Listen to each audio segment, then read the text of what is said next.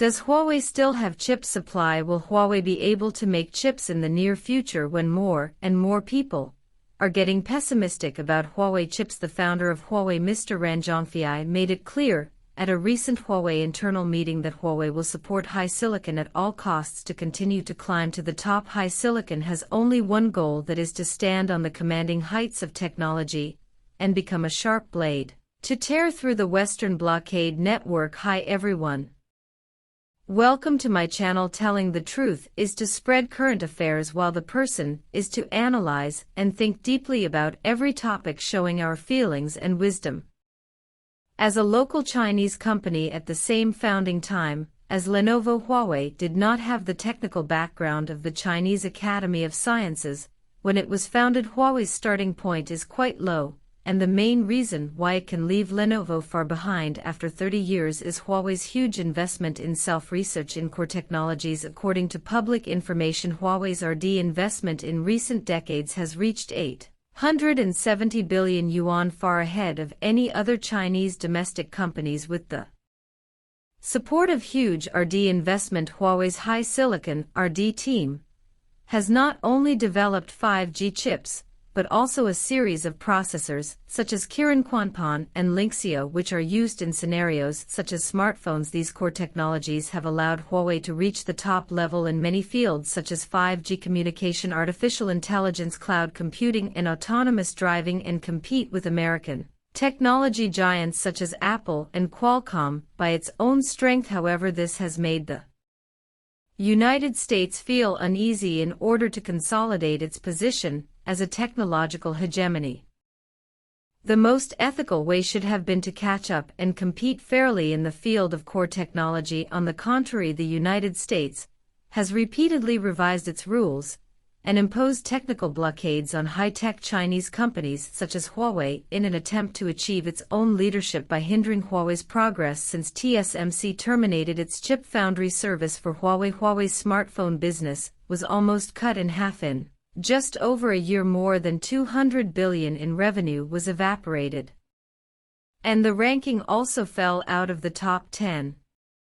After experiencing the pain of its sanctions brought by the United States, China's domestic market has finally awakened. While abandoning the backward concept, China has increased investment in the semiconductor industry and is determined to achieve chip self-sufficiency. In addition, Huawei has also announced its full entry into the semiconductor field, and its Hubble Investments has made extensive investments in domestic semiconductor companies. All in my opinion, Huawei, which spares no efforts to open up supply channels, aims to make its own cores and completely get rid of the shackles of the United States. That is to say, Huawei will not give up the chip self-research plan, and the HiSilicon chip is still a trump card for Huawei against the United States. As for why Huawei did not enter the chip manufacturing field as expected by the outside world, there may be 3 reasons. What are they? Okay, let's take a look together. First of all, compared with the single-handed model of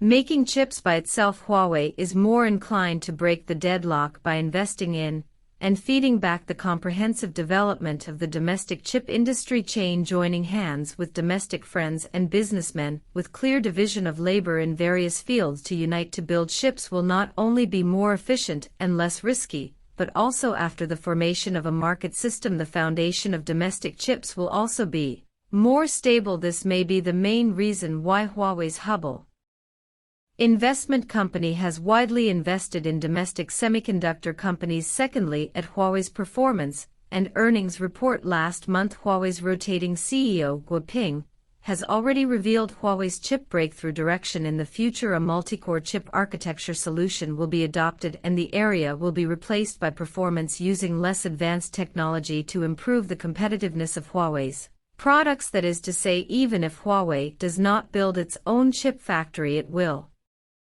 not affect the breakthrough of the blockade of the U.S. chip. Perhaps there is still a big gap between the technology of domestic foundries and TSMC, Samsung, etc.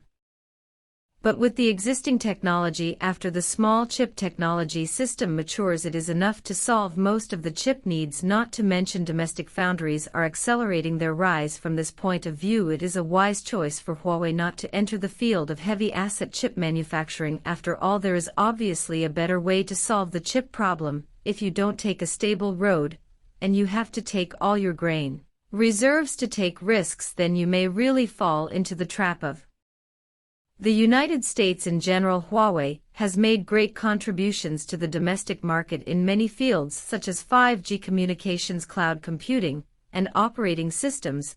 If you ask Huawei to develop domestic chip manufacturing, it is indeed a bit imposition. Therefore, we do not need to feel sorry for the fact that Huawei has not built its own chip factory, because domestic semiconductor friends are steadily developing it. It is fully believed that it will not take long for the domestic chip market to make a breakthrough, just like Shenzhou 13 shocking the world with practical actions. To be honest, no technology company like Huawei symbolizes the emerging competition between China and the United States, from blocking exports to Huawei isolating it from the global chip maker, forcing their allies to ban it from its 5G networks, bringing criminal charges against it, and kidnapping one of its executives. The US's sanction on the company is sweeping and ruthless, seriously damaged Huawei's commercial wealth. However, Huawei is constantly and actively adjusting. From a mental point of view, Huawei has adapted to the current predicament. In fact, sometimes the company's development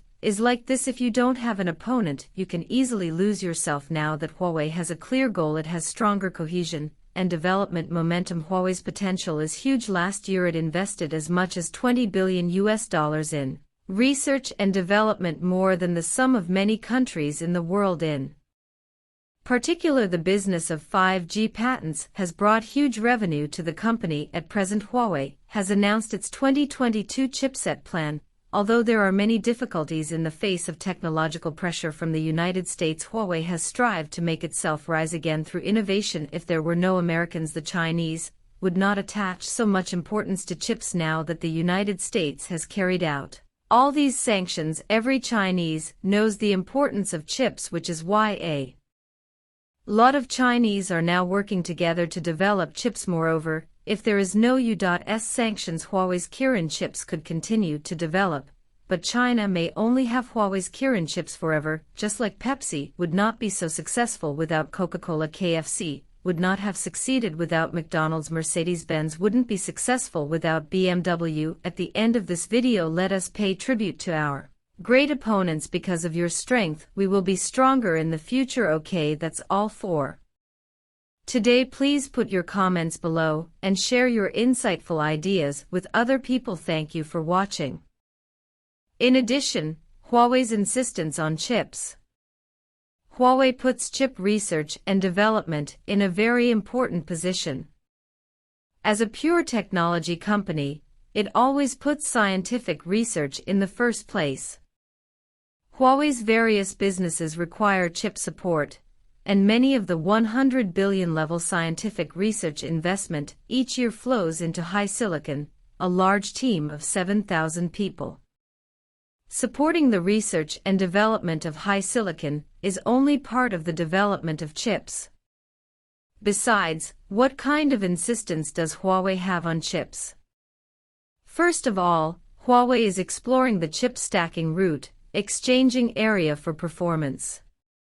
Chip stacking is a concept proposed by Huawei earlier, that is, two chips are stacked together to obtain better performance. It's just that this will sacrifice the area of the device to a certain extent, so that two chips can be placed at the same time. At present, chip stacking is not suitable for smartphone devices with limited motherboard area. Area is one aspect, and power consumption cannot be ignored. Therefore, if you want to implement chip stacking technology, it is likely to be used in some smart cars, smart screens, and other devices with large area and capacity.